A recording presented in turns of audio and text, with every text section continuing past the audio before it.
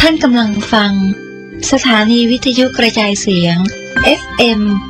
104.5 เมกะเฮิรตซ์ขอความนอบน้อม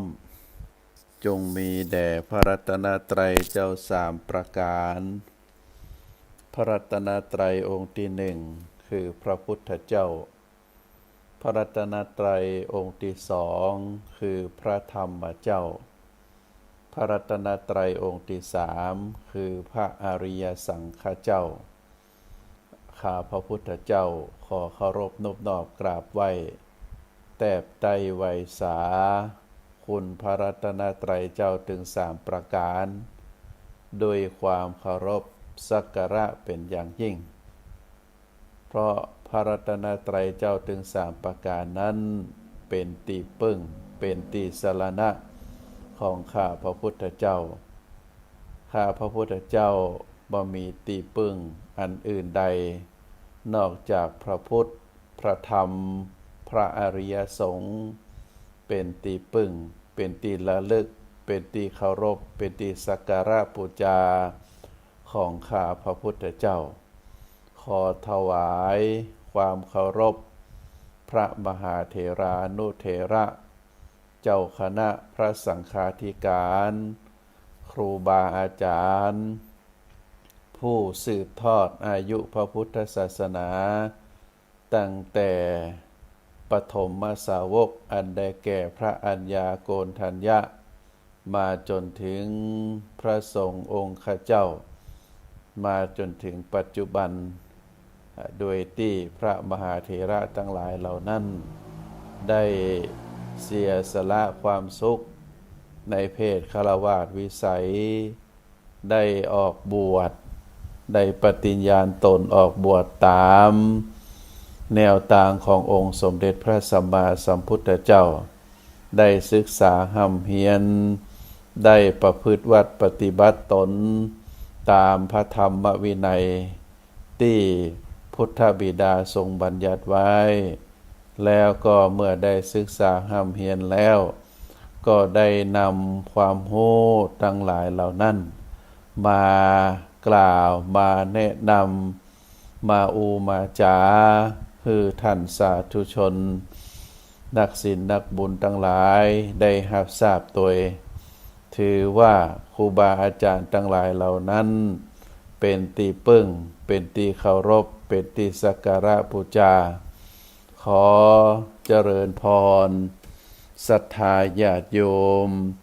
นักศีลนักบุญท่านอุบาสกอุบาสิกา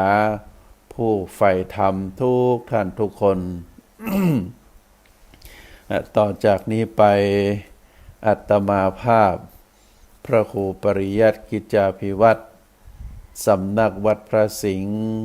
อำเภอเมืองจังหวัดเชียงใหม่ก็จะได้น้อมนำเอาสาระธรรมคติธรรมชาดกธรรมในต่างพระพุทธศาสนามามอบเป็นธรรมบรรณาการอาหารใจคือกับท่านสาธุชนทั้งหลายได้พินิจพิจารณา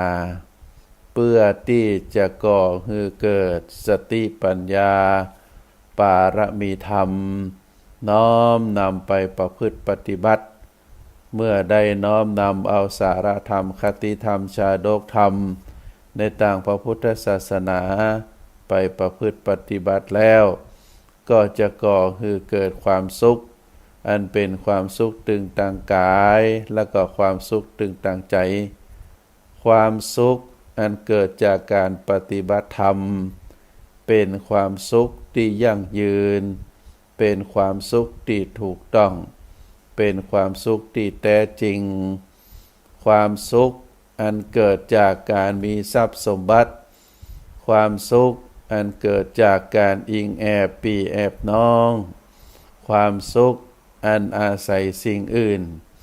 เป็นความสุขชั่วคราวถ้าเฮาถูกใจเฮาก็มีความสุขแต่ถ้าเฮาบ่ถูกใจความสุขนั้นก็จะหายไปกลับกลายเป็นความทุกข์ความอึดอัดขัดเคืองเพราะฉะนั้นก็ฝากให้ท่านสาธุชนว่า ความสุขที่แท้จริงความสุขที่ยั่งยืนความสุขที่ทำให้เฮามีความจุ่มเย็นใจอยู่ตลอดเวลานั้นเป็นความสุขอันเกิดจากการประพฤติปฏิบัติพระธรรมคำสอนขององค์สมเด็จพระสัมมาสัมพุทธเจ้าทำให้จิตใจของเฮานั้นได้ปรับเปลี่ยนจากจิตใจที่มีความแห้งผากเป็นจากจิตใจที่ เต็มไปด้วยความบ่ฮู้ความบ่เข้าใจเป็นจิตใจที่แห้งแล้งบ่มีที่พึ่งเมื่อเฮาได้รับรู้ได้เรียนรู้ได้ศึกษาได้พินิจพิจารณาถึงพระธรรมคำสอนแล้วเฮาได้ประพฤติปฏิบัติอย่างถูกต้องอย่างเลื่อมใสศรัทธาก็จะทำให้จิตใจของเฮานั้นเต็มเปี่ยมไปด้วยความหวังเป็นเต็มเปี่ยมไปด้วยบุญกุศลที่เต็มจิตเต็มใจของเฮาเพราะเกิดจากการกระทำกรรมตีอูใจตีคิดอันเป็นบุญเป็นกุศลเพราะฉะนั้นก็ฝากให้ศรัทธาญาติโยมที่รับฟังรายการจากครูบาอาจารย์อยู่ว่าความรู้ในทางพระพุทธศาสนานั้นมีเป็นจำนวนนักแล้วก็เป็นความรู้ที่เกี่ยวกับตัวเฮาเป็นหลักตัวเฮาจะกระทำอะไรหยังตัวเฮาจะอูกรรมใดตัวเฮาจะคิดเรื่องใดก็ก่อให้เกิดความทุกข์หรือความสุขก็เพราะว่าการกระทำกรรมตีอูใจตีคิดของเฮานั่นเองบ่มีที่อื่นบ่อยู่ที่ไกลเฮาบ่ไปเสาะหาที่ไหนเฮาใจเวลาว่างเสาะหาจิตเสาะหาใจเสาะหาความคิดของเฮาถ้าเฮาฮู้ว่าจิตใจของเฮาใฝ่ไปในทางที่ดีเฮาก็จะได้ส่งเสริมจะได้สนับสนุนจะได้รวบรวมสมาธิรวบรวมสติปัญญาได้ปลูกคือบุญกุศลคุณงามความดีศีลธรรมทั้งหลายเกิดขึ้นในจิตในใจของเฮานักๆแต่ถ้าเฮาฮู้เฮาเข้าใจด้วยสติปัญญาของเฮาว่าจิตใจของเฮานั้นยังเต็มไปด้วยบาปอกุศลเป็นเรื่องราวที่ดึงจิตดึงใจของเฮาให้ตกต่ำเต็มไปด้วยตัณหาราคะเต็มไปด้วยความโกรธผูกอาฆาตพยาบาทเป็นจิตใจที่โหดเหี้ยมจิตใจของเฮานั้นยังมีอวิชชาความบ่ฮู้สิ่งที่เป็นความจริงบ่ฮู้พระธรรมคำสอนบ่ฮู้แนวทางประพฤติปฏิบัติแล้วก็ทำให้เฮาลุ่มหลงเมื่อเฮาบ่ฮู้แล้วบางทีบางครั้งก็ดึงจิตดึงใจดึงตัวตนดึงการกระทำดึงกรรมที่อู้ไปในทางที่บ่ชอบที่บ่ควรก็เพราะว่าเฮาบ่ฮู้เฮาบ่เข้าใจเฮาจะต้องศึกษาเรียนรู้สอบถามครูบาอาจารย์เข้าไปหาผู้ที่เป็นนักศีลนักบุญเป็นนักปราชญ์ราชบัณฑิตบัดเดี๋ยวนี้มันก็สะดวกสบายช่องทางหนึ่งที่ทำให้เฮาได้รู้ได้เข้าใจก็คือช่องทางแห่งคลื่นวิทยุที่ท่านทั้งหลายกำลังได้รับฟังอยู่ก็ดีหรือจะเข้าไปชมบทเทศน์กำอูของครูบาอาจารย์ผู้ที่เป็นนักปราชญ์ตามสื่อออนไลน์ต่างๆใน YouTube ในเฟซในไลน์ก็มีถ้าเฮาใจเวลาที่เฮาว่างจากการทำงานแล้วเฮามาศึกษาเรียนรู้เฮาก็จะได้แจ่มแจ้งสะสมไปทีละน้อยไปทีละน้อยวันนี้ฟังบ่ฮู้เรื่องวันพุธฟังแหมวันพุธเฮาฟังยังบ่ฮู้เรื่องวันฮือเฮาก็ฟังแหม ฟังจนเกิดความเข้าใจ แต่ก็ขอให้ศรัทธาญาติโยมได้เข้าใจว่าถ้าเราฟังแล้ว จดจำแล้วเอามาอู้แบบนกแก้วนกขุนทองอันนี้ก็ว่าใจเป้าหมายนะเมื่อเราได้ศึกษาหำเฮียนได้ฟังได้รู้จนเข้าใจแล้วก็น้อมเข้ามาสู่ตัวเราได้ประพฤติปฏิบัติในแนวทางที่ถูกต้องอันนี้จะเกิดคือเป็นความยั่งยืนเป็นความรู้เป็นความเข้าใจเป็นข้อวัดปฏิบัติที่ยั่งยืนอยู่ในจิตในใจเมื่อจิตใจเฮารู้จิตใจเฮาเข้าใจก็จะสั่งการมาทางกายสั่งการมาทางวาจาแล้วก็ปรับจิตปรับใจของเฮาปรับพฤติกรรมของเฮาไปสู่ความเป็นคนดีอันนี้ก็ถือว่าเป็นแนวทางที่ครูบาอาจารย์ได้มอบหมายให้เฮาท่านทั้งหลายได้พินิจพิจารณาศรัทธาญาติโยมทุกท่านช่วงนี้ถ้าเฮาได้ติดตามข่าวสารในทางพระพุทธศาสนาเฮาก็จะหันว่าเมืองเจียงใหม่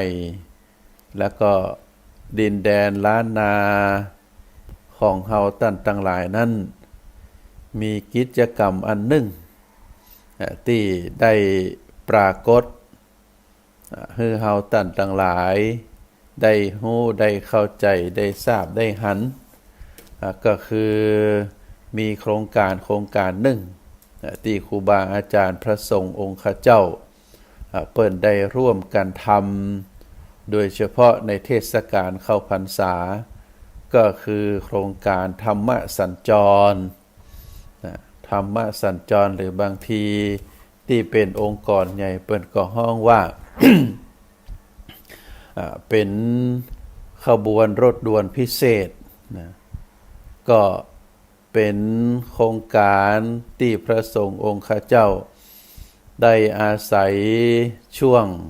เข้าพรรษา3 เดือนได้จัดกิจกรรมในการเผยแผ่พระธรรมคำสอนขององค์สมเด็จพระสัมมาสัมพุทธเจ้าก็เป็นโครงการเรียกว่าธรรมสัญจรก็บางทีก็อาศัยวัดวาอารามต่างๆรวมกันโดยเฉพาะวันพระหรือวันอาทิตย์ส่วนมากเปิ้นจะใจวันอาทิตย์ก็เพราะว่าวันอาทิตย์นั้น หลายผู้หลายคนได้หยุดการหยุดงานก็ได้มาร่วมงานเป็นรถด่วนขบวนพิเศษหรือเป็นโครงการธรรมสัญจรมีถึงพระสงฆ์องค์ข้าเจ้าสามเณรและก็ศรัทธาญาติโยมตึงหญิงตึงชายได้มารวมกันมีการสวดมนต์ไหว้พระมีการสมาทานศีลแล้วก็ได้นำเอาเยาวชนมาตอบปัญหาพ่องนำเอาเยาวชนคนรุ่นใหม่ลูกหลานของเฮามาสวดมนต์ทำนองสระพัญญะพ่องแล้วก็ได้กราบนิมนต์พระสงฆ์องค์ข้าเจ้ามาเทศนาสั่งสอนก็ถือว่าเป็นกิจกรรมที่น่าสรรเสริญถ้าท่านใดมีโอกาสก็ถ้ามีจัดขึ้นในเขตตำบลในเขตวัดใกล้บ้านเฮาก็ขอเชิญชวนท่านผู้ฟังทั้งหลายได้ไปร่วมเพื่อที่เป็นการส่งเสริมสนับสนุนกิจกรรมที่ดี เฮาได้ถึงบุญได้ถึงสติปัญญาถ้าเฮาไปร่วมกิจกรรมที่เป็นของเจ้าบ้านอาจจะเป็นบุญขึ้นบ้านใหม่หรือจะเป็นการไปพอกีฬาการแข่งขันอาจจะเป็นฟุตบอลหรือเป็นอะไรอย่างก็แล้วแต่กิจกรรมเหล่านั้นเป็นกิจกรรมแบบเจ้าบ้านเปิ้นทำก็มีความสนุกสนานมีการเชียร์มีการได้ฟังซอ บางทีกรรมซอก็เป็นกรรมต่ำเป็นกรรมที่เป็นทำให้จิตใจเฮาบ่สูงขึ้นนะเป็นจ้อยเป็นซอเป็นกูว่ามึงว่าคือกูเป็นเรื่องที่บ่เจริญหูเป็นเรื่องที่ทำให้จิตใจเฮาตกต่ำแต่ถ้าได้ไปร่วมกิจกรรมต่างของพระสงฆ์ก็จะทำให้จิตใจเฮาสูงขึ้นคำว่าจิตใจสูงก็คือยกระดับจิตใจของเฮาบ่ให้อยู่ภายใต้ความโลภความโกรธความหลงบ่ให้อยู่ภายใต้ตัณหาราคะความพยาบาทขาดแคลนอย่างอีเป็นต้นก็ถือว่าเป็นกิจกรรมอันดีหันหลายๆวัด เปิ้นได้ร่วมกันร่วมกันจัดทำก็น่าอนุโมทนาท่านสาธุชนทั้งหลายมีพระอัตถกถาพระอัตถกถามีบทร้อยกลองบทหนึ่งชื่อว่าพระอิติปิโสรัตนมาลาเป็นคำพีที่เป็นพระอัตถกถาได้แต่งขึ้นร้อยกองขึ้นจุดมุ่งหมายของคำพีที่ชื่อว่าพระอิติปิโสรัตนมาลานี้ก็มุ่งสรรเสริญคุณพระรัตนตรัย โดยเฉพาะการยกเอาพระคุณขององค์สมเด็จพระสัมมาสัมพุทธเจ้ามา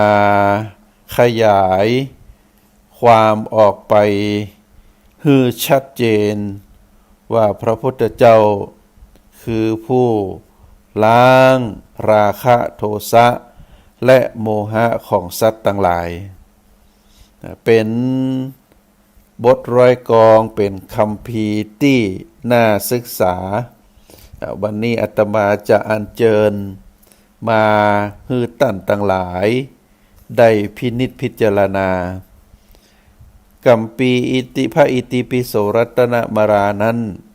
ได้ตั้งคำถามว่า พระพุทธเจ้าทรงล้างราคะโทสะและโมหะ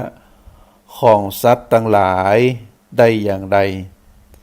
คำว่าของสัตว์ทั้งหลายสัตว์ในที่นี้ก็หมายถึงสัตวโลก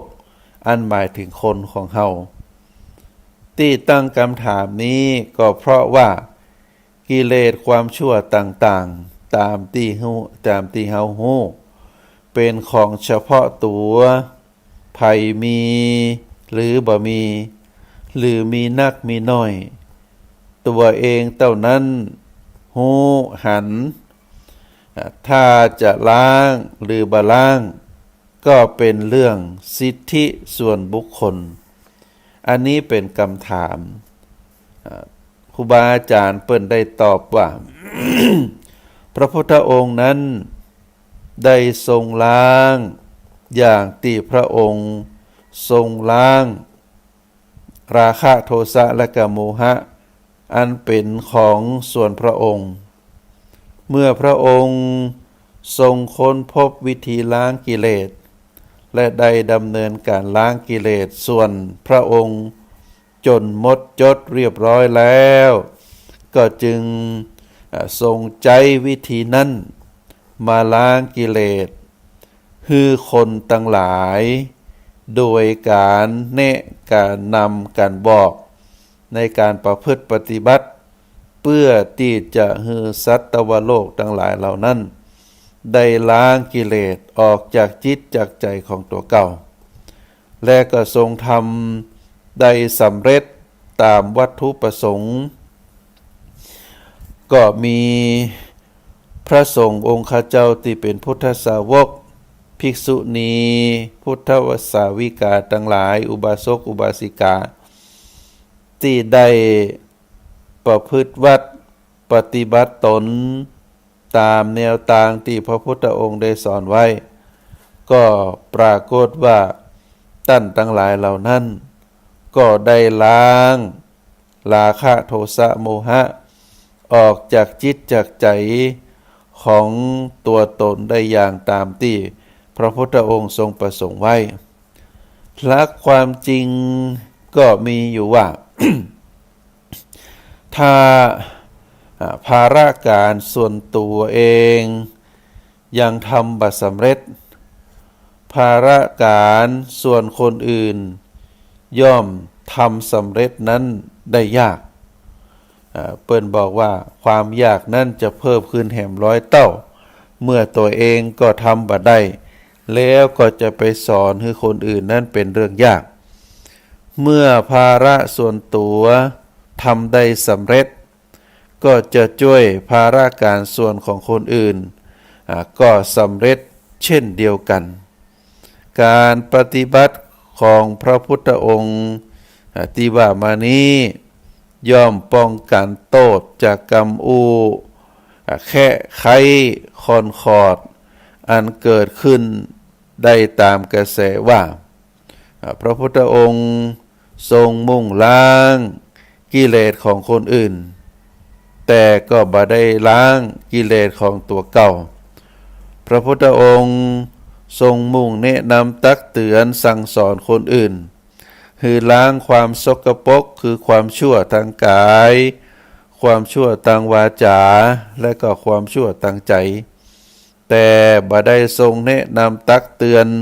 สั่งสอนตัวเก่าแล้วก็ปากันทึกทักเอาว่า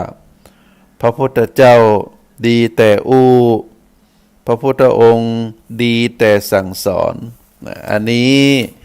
เป็นคำอธิบายเพื่อให้เฮาท่านทั้งหลายได้เข้าใจว่าพระพุทธองค์ประพฤติจะใดก็สอนจะนั้นพระพุทธองค์สอนจะใดก็ประพฤติจะนั้นพระพุทธองค์ได้เป็นจะใดได้กระทำจะใดก็ได้สั่งสอนเหมือนแบบนั้นเหมือนเดียวกันเรียกว่าเป็นพระพุทธเจ้าเป็นพระบรมศาสดาเป็นผู้บริสุทธิ์เป็นผู้ที่ได้สอนในสิ่งที่ตัวเองบรรลุมาแล้วไผๆก็บ่อาจจะว่ากล่าวพระพุทธองค์ได้เหมือนกับที่ว่ามาว่าพระพุทธองค์นั้นถ้าพระพุทธองค์บ่สำเร็จบ่สามารถล้างกิเลสคือความโลภความโกรธความหลงออกจากจิตจากใจออกจากพระหฤทัยของพระองค์แล้วคนทั้งหลายก็อาจจะกล่าวว่าพระพุทธองค์นั้นดีแต่สอนกับคนอื่นแต่ตัวเองก็ยังบ่สำเร็จเตื้อสอนให้คนอื่นเอาความสกปรกออกจากจิตออกจากใจเว้นจากการกระทำเว้นจากกรรมที่แต่พระพุทธองค์ก็ยังทรงมีกิเลสอยู่อย่างอี้เป็นต้นแต่ว่าความเป็นจริงนั้นพระพุทธองค์นั้น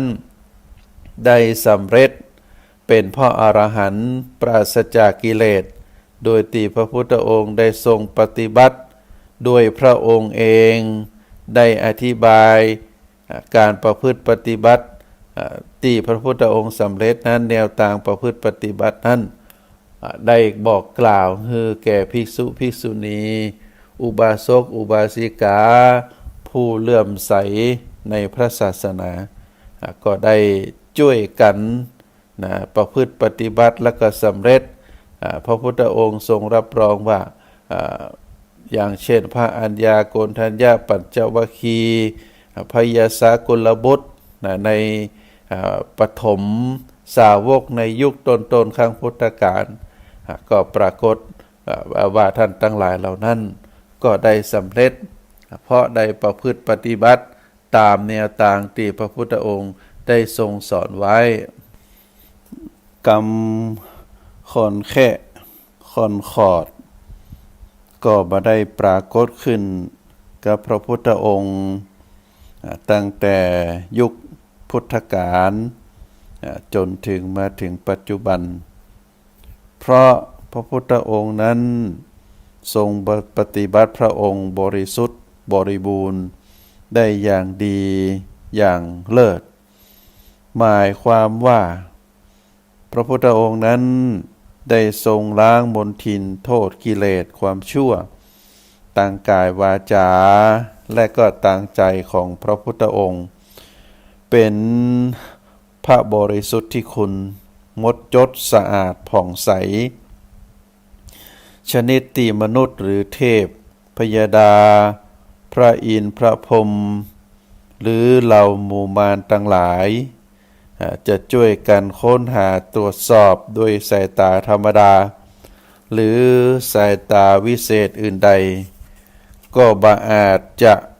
ค้นหาหรือตรวจพบ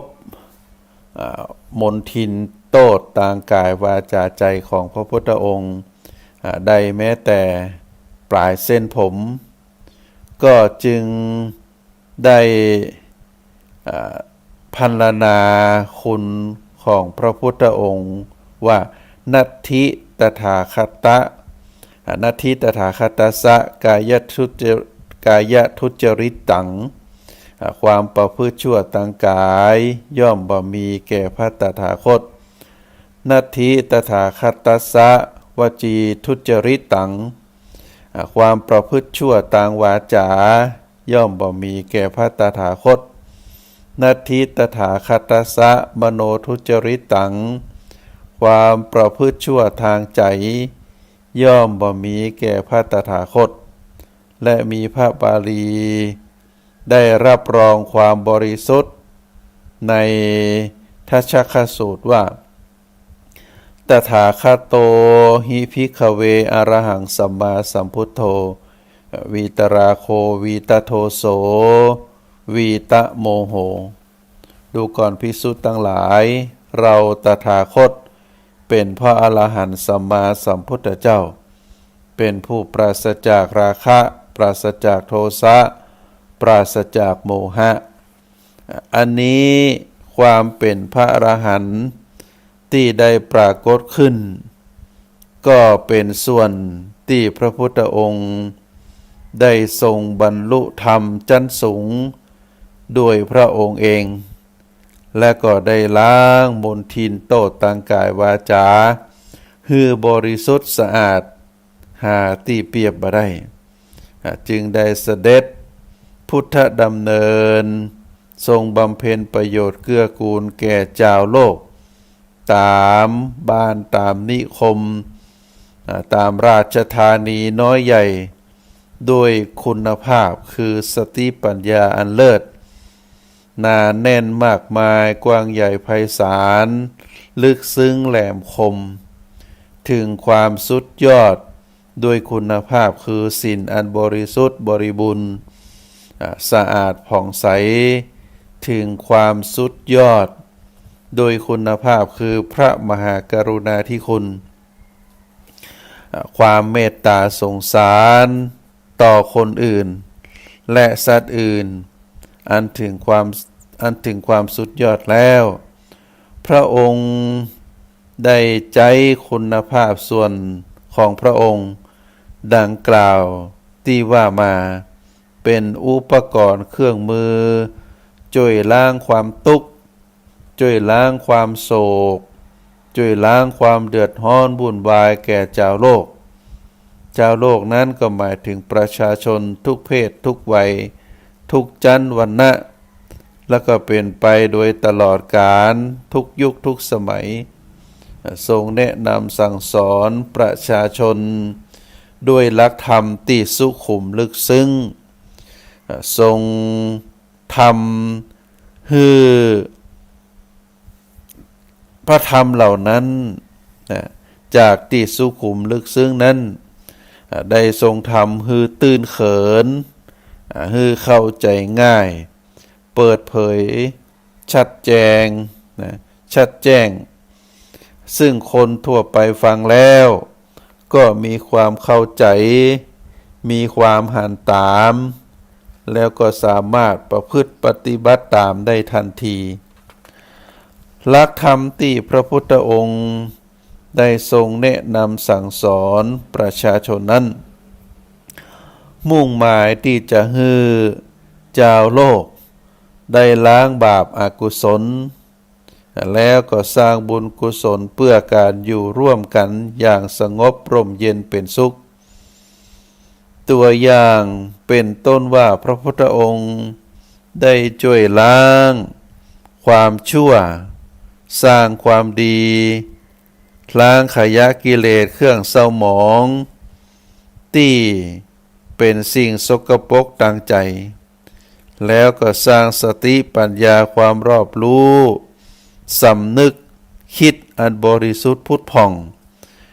สะอาดปราศจากโทษขึ้นมาแทนที่พระพุทธองค์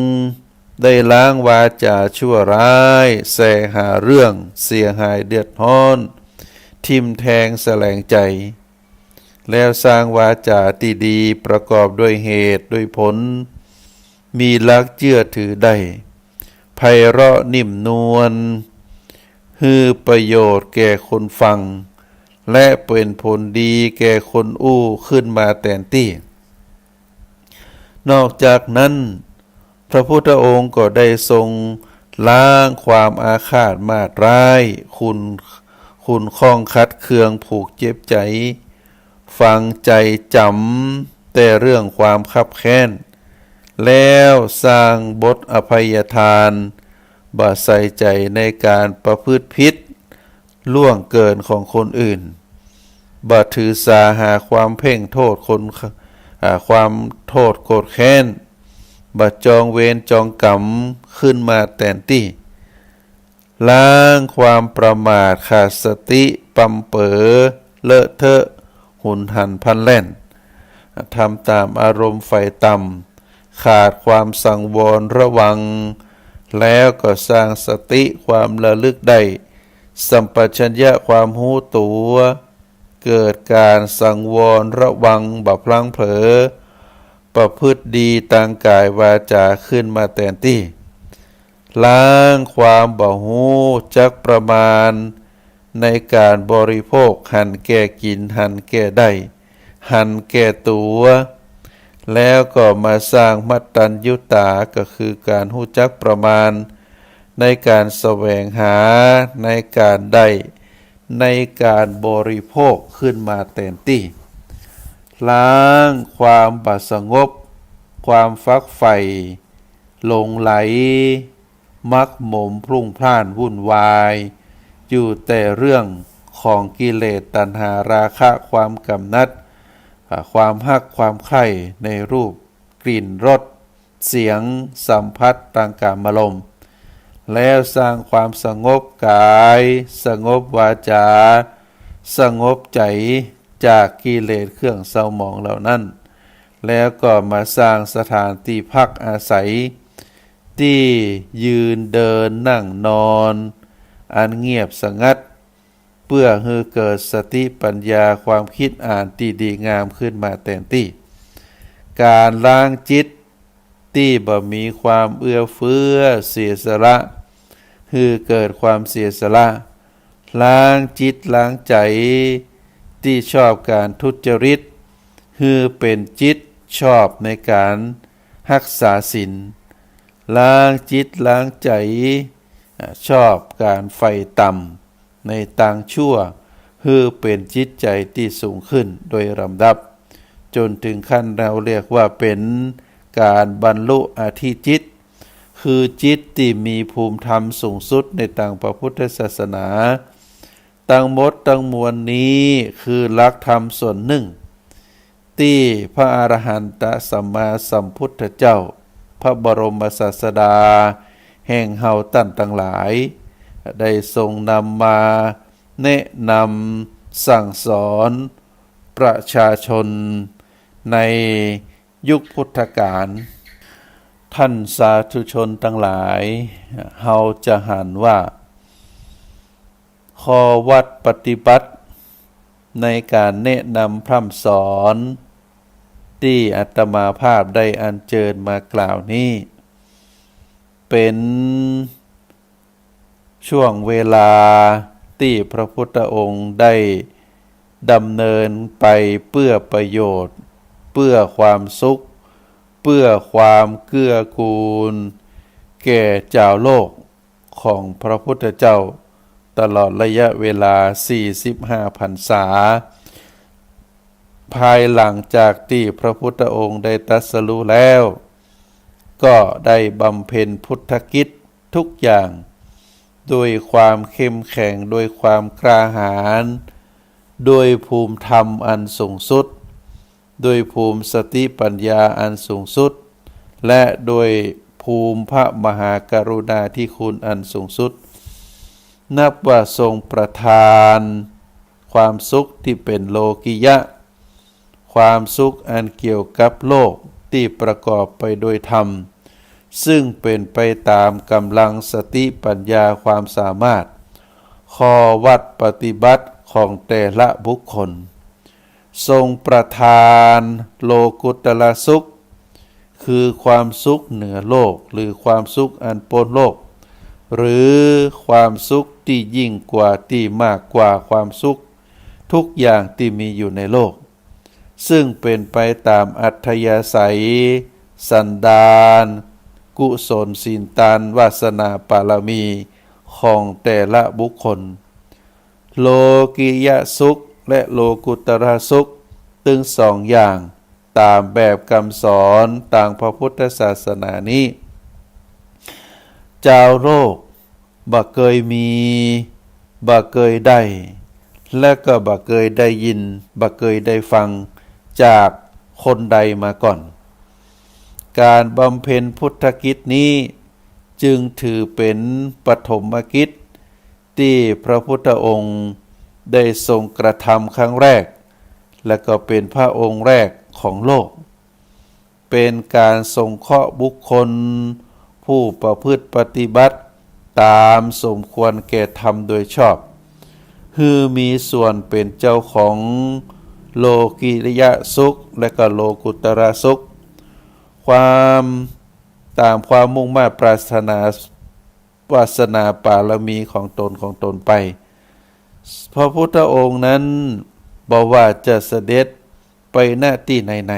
ๆก็มีคนต้อนรับเคารพบูชากราบไหว้สรรเสริญพระพุทธคุณอย่างท่วมท้นดียิ่งทุกแห่งไปเจ้าโลกมองพระพุทธองค์ว่าเสด็จอุบัติขึ้นมาเพื่ออนุเคราะห์เพื่อเกื้อกูลช่วยเหลือเจ้าโลกเท่านั้นเรียกว่ามาเพื่อฮือบ่ใช่มาเพื่อเอาพระพุทธองค์อุบัติขึ้นมาในโลกเสด็จอุบัติขึ้นมาเพื่ออนุเคราะห์เพื่อเกื้อกูลช่วยเหลือเจ้าโลกซึ่งเขาเรียกว่ามาเพื่อฮือบ่ใช่มาเพื่อเอาและก็เป็นการฮือของที่น่าปรารถนาทรงคุณค่าอย่างสูงสุดของชีวิตอันนั้นก็คือการฮือธรรมะเป็นทานหรือการฮืออมตะทานคือการฮือสิ่งที่บ่ฮู้จักตายหรือสิ่งที่บ่มีวันตาย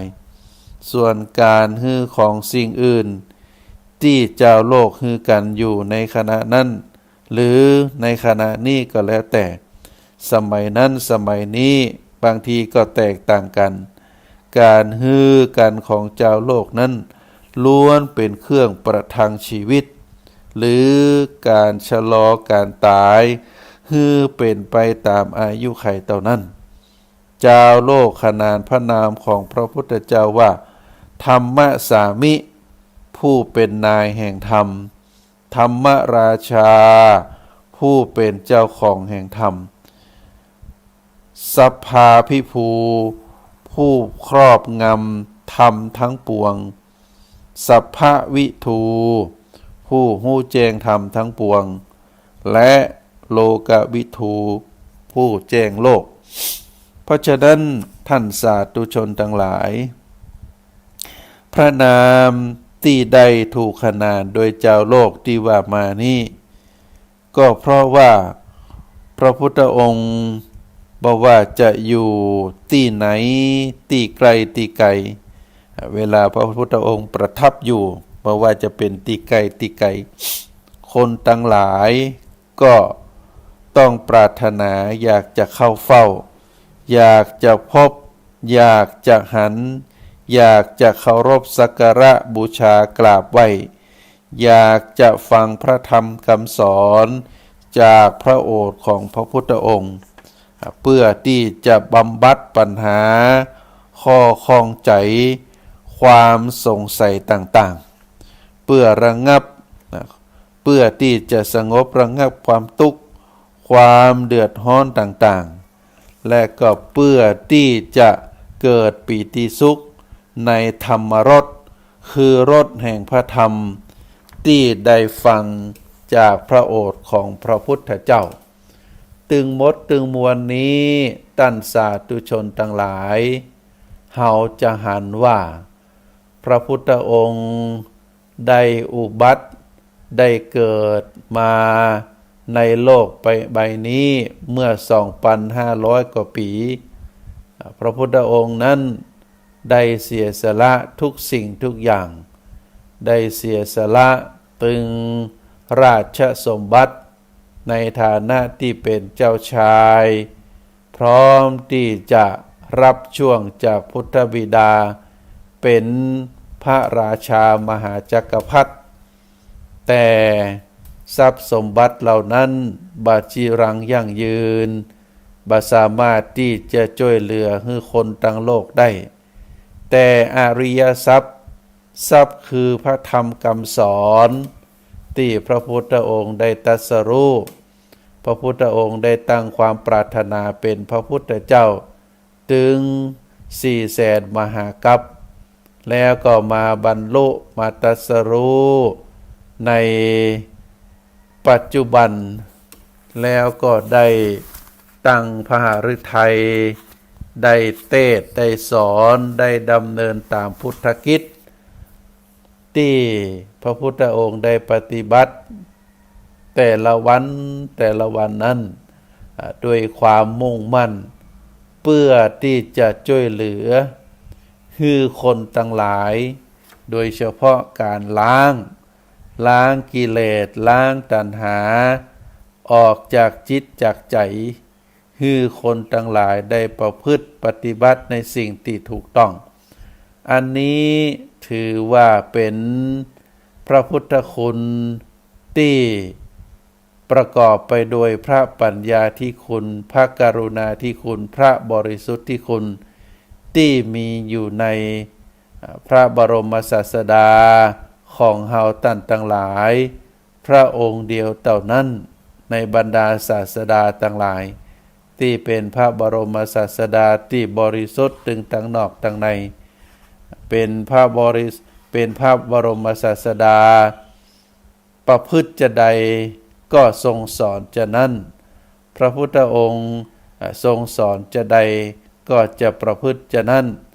จะเป็นพระบรมศาสดาที่บ่มีนอกบ่มีในซึ่งอาตมาก็ได้อัญเชิญกล่าวมาโดยตลอดว่าพระพุทธเจ้าของเฮาท่านทั้งหลายนั้นเป็นพระพุทธเจ้าเป็นพระบรมศาสดาที่บริสุทธิ์ที่พระฤทัยของพระองค์นั้นได้ทรงกระทำเพื่อคนอื่นเพื่อสัตวโลกที่จะหือพ้นจากความทุกข์พ้นจากความยากพ้นจากความลำบากอันเกิดขึ้นจากกิเลสที่ครอบครองจิตใจอันได้แก่ความโลภความโกรธความหลงตัณหาราคะความพลัดพรากอย่างต่างๆความยึดมั่นถือมั่นในสิ่งของอันนี้ก็ของเฮาอันนี้ก็คนของเฮาอันนี้ก็สามีของเฮาแต่พระพุทธองค์ได้ทรงสอนตรงกันข้ามฮือละฮือเลิกฮือลดฮือสลัดออกไปบาเกี่ยวข้องฮือปล่อยวางในสิ่งต่างหลายอันนี้ก็เป็นแนวทางคำสอนซึ่งปรากฏอยู่ในอิติปิโสซึ่งเป็นพระอิติปิโสรัตนมาลาซึ่งเป็นคัมภีร์ในทางพระพุทธศาสนาเป็นสิ่งที่เฮาท่านทั้งหลายควรจะศึกษาห่ำเพียรได้อ่านได้เข้าใจแล้วก็เฮาท่านทั้งหลายก็จะได้เกิดความเลื่อมใสศรัทธาในพระรัตนตรัย ได้อย่างสนิทใจโดยความเคารพโดยความเลื่อมใสโดยความศรัทธาตามที่ว่ามาเฮาเป็นผู้มีบุญอยู่แล้วก็ยิ่งได้มาพบเส้นทางแห่งบุญเส้นทางแห่งความดีเส้นทางแห่งพระบรมศาสดาผู้บริสุทธิ์ได้สอนให้เฮาท่านทั้งหลายแล้วเฮาก็ได้น้อมนำมาประพฤติปฏิบัติในพระธรรมคำสอนเหล่านั้นเพื่อมุ่งมั่นที่จะประพฤติปฏิบัติด้วยตัวเฮาเองด้วยความเลื่อมใสศรัทธาน้อมนำมาอยู่ในจิตในใจเพื่อที่จะให้มีความมีใจมีความพอใจมีความชอบใจมีความเต็มใจที่จะประพฤติปฏิบัติในพระธรรมทั้งหลายเหล่านั้นแล้วเฮาก็จะสำเร็จเฮาก็จะพบกับความสุขอันเป็นความสุขเกิดจากเรียกว่าโลกุตละธรรมตึงโลกิยธรรมและก็โลกุตละธรรมอันเกิดจากการประพฤติปฏิบัติภายใต้แนวทางที่พระพุทธองค์ได้สอนไว้ก็ขอฝากให้ศรัทธาญาติโยมนักศีลนักบุญได้พินิจพิจารณาถึงข้อวัดปฏิบัติการได้แสดงพระธรรมเทศนาขององค์สมเด็จพระสัมมาสัมพุทธเจ้าเพื่อที่จะให้เฮาท่านทั้งหลายนั้นได้พ้นจากความทุกข์ได้พบกับแสงสว่างได้มีจิตมีใจได้ดำรงคงมั่นอยู่ในพระศาสนาของพระพุทธองค์ตลอดไปท่านสาธุชนทั้งหลายหากเขาได้คิดวิเคราะห์ตามความเป็นจริงที่เฮาท่านทั้งหลายได้ได้พบจากที่เฮาได้เกิดขึ้นมาในโลกใบนี้ เฮาก็จะ เฮาก็จะพบว่ามนุษย์เฮานั้นที่ได้เกิดมาบนโลกใบนี้เฮาก็ได้พบว่าทุกคนนั้นได้เกิดมาจากครอบครัวที่แตกต่างกันบ่เหมือนกันแล้วแต่ฐานะของครอบครัวของพ่อของแม่ที่ปรากฏให้เฮาได้ ได้พบซึ่งก็มีความแตกต่างกันบ่ว่าจะเป็นพฤติกรรมบ่ว่าจะเป็นฐานะครอบครัวบ่ว่าจะเป็นรูปร่างหน้าตาซึ่งก็ทุกคนนั้นมาจากครอบครัวที่แตกต่างกัน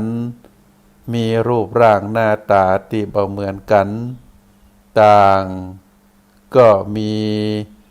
ความมั่งมีความยากจนที่แตกต่างกันไปมีอายุสั้นมีอายุยาวที่บ่เท่ากันมีความเก่งมีความฉลาดที่บ่เหมือนกันเมื่อมวลมนุษย์ของเฮาได้เกิดมาแล้ว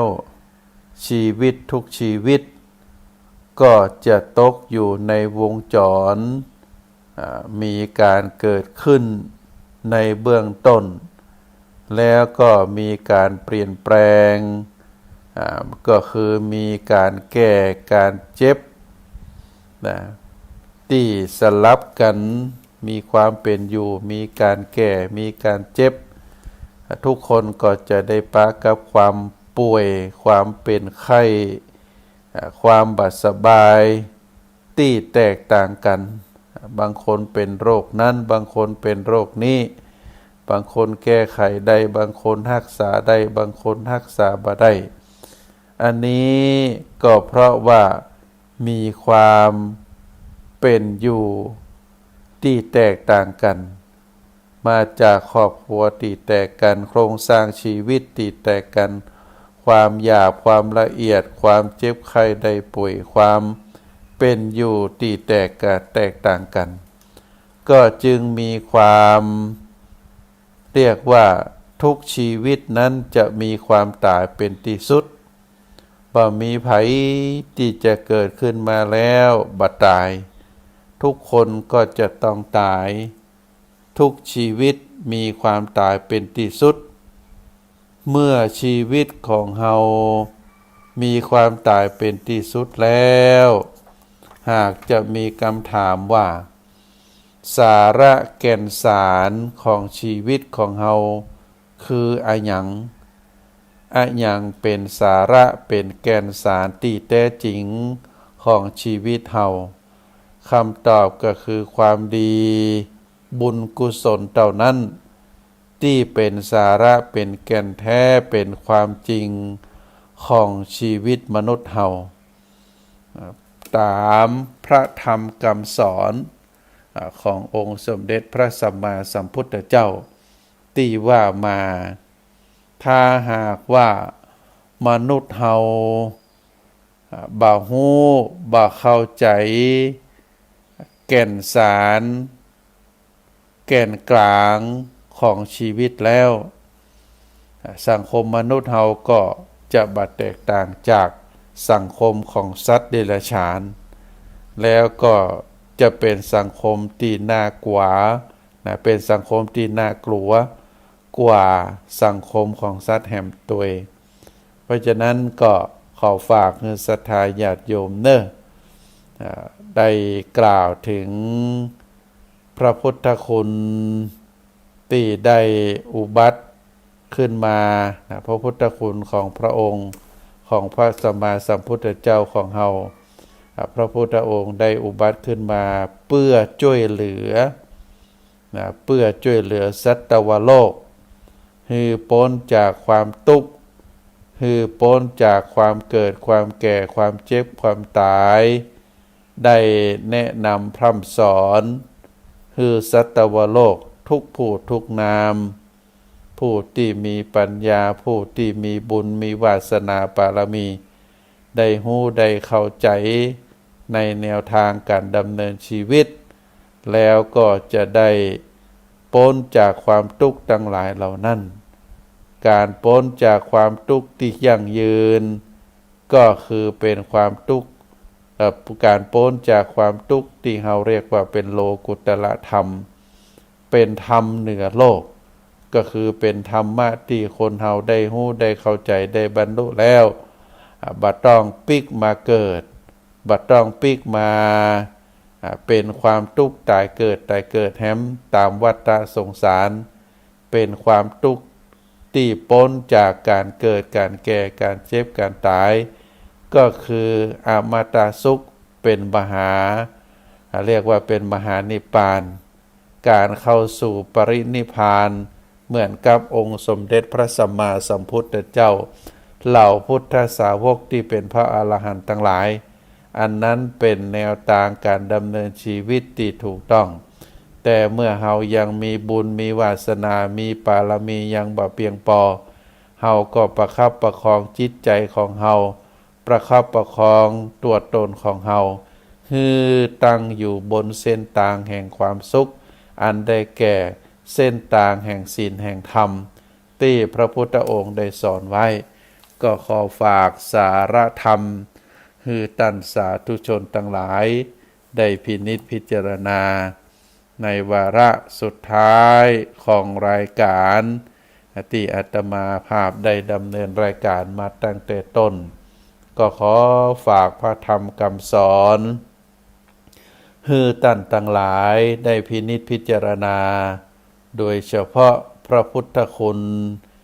ที่ปรากฏอยู่ในคัมภีร์อิติปิโสรัตนมาลาซึ่งเฮาท่านทั้งหลายได้ฟังได้ทราบถึงพระพุทธคุณแล้วทำให้เฮามีความเคารพมีความเลื่อมใสมีความศรัทธาในพระมหากรุณาธิคุณพระปัญญาธิคุณและก็พระบริสุทธิคุณขององค์สมเด็จพระสัมมาสัมพุทธเจ้ายิ่งขึ้นแห่มจัดนักก็ขอท่านทั้งหลายได้ใจปัญญาพิจารณาตามความเป็นจริงและก็ขอให้พลานิสงส์แห่งบุญศีลบุญทาน บุญการประพฤติปฏิบัติธรรมก็ขอให้ได้ให้ศรัทธาญาติโยมนักศีลนักบุญผู้ที่ฟังรายการทุกท่านได้มีความสุขได้มีความเจริญแล้วก็ได้ปฏิบัติตนบนเส้นทางแห่งคุณงามความดีแล้วเฮาก็จะได้สะสมบารมี แล้วก็ได้เข้าถึงธรรมะขององค์สมเด็จพระสัมมาสัมพุทธเจ้าในครั้งต่อไปในการโอกาสต่อไปในชาติต่อไปเพื่อที่จะได้เข้าสู่อมตะธรรมพระมหาปรินิพพานตามองค์สมเด็จพระสัมมาสัมพุทธเจ้าก็ขอฝากให้ศรัทธาญาติโยมทุกท่านได้พินิจพิจารณาเน้อขอเจริญพร การฟังเทศน์รายการรถด่วน